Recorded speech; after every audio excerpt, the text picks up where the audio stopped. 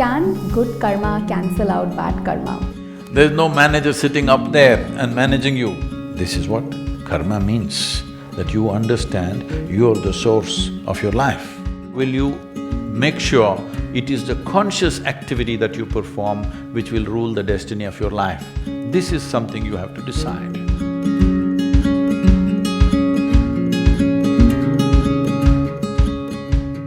Sadhguru, one question on karma.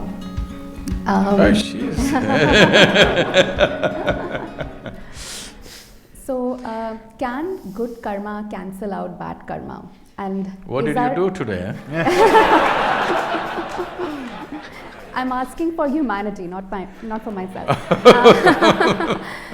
And is our life predestined, or can we change it by karma? And what is good karma?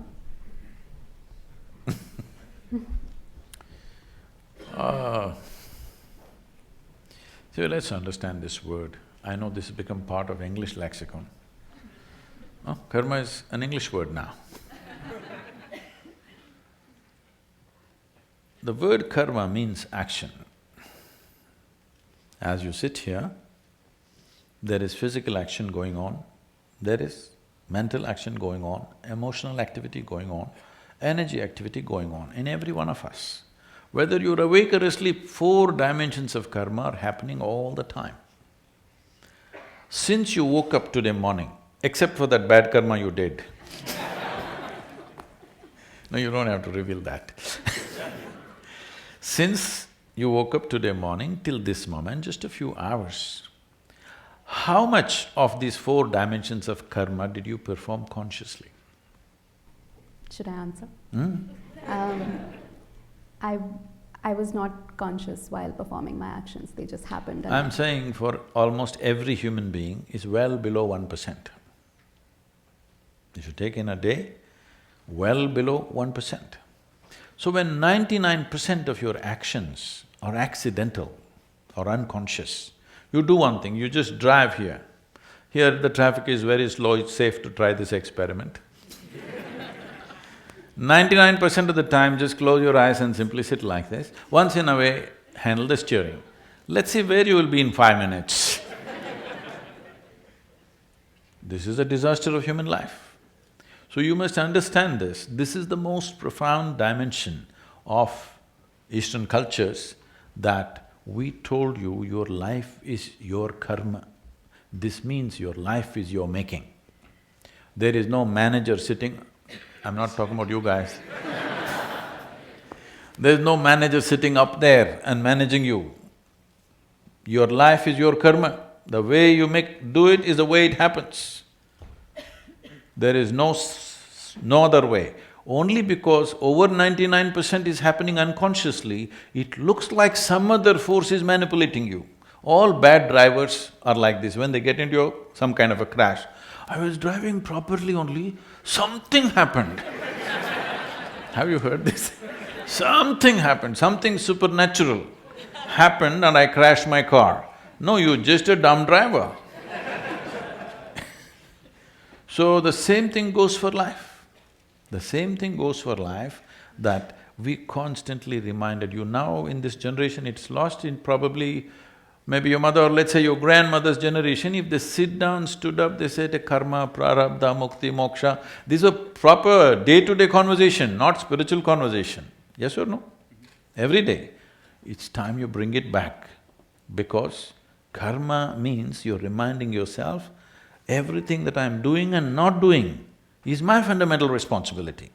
If you ask me, people have been asking, I have not articulated this till recently, but some people have been asking me, so I'm these days talking to them and I'm saying, what is the mission? They ask me. I say, the mission is just this, religion to responsibility. You think it is there, no, it's here. This is what karma means, that you understand you're the source of your life. Is there no other force working in the universe? Yes, it is. But even to harness this, harness that is your business, isn't it? Hello? Even to harness that is your business, otherwise what's the point? So karma means your life is your making. There is nothing else. that can decide. If you take charge of your body, let's say you have some mastery over your physical body, 15 to 20% of your life and destiny will be in your hands. If you take charge of your mental process, 50 to 60% of your life and destiny will be in your hands. If you take charge of your basic life energy into your hands, 100% of your life and destiny will be in your hands. Every young person must first explore this dimension before you step out into the world and mess other people. Yes, very important. But what is the fix for the morning's bad karma? You must understand, karma is not like reward and punishment system. It is just residual memory within yourself.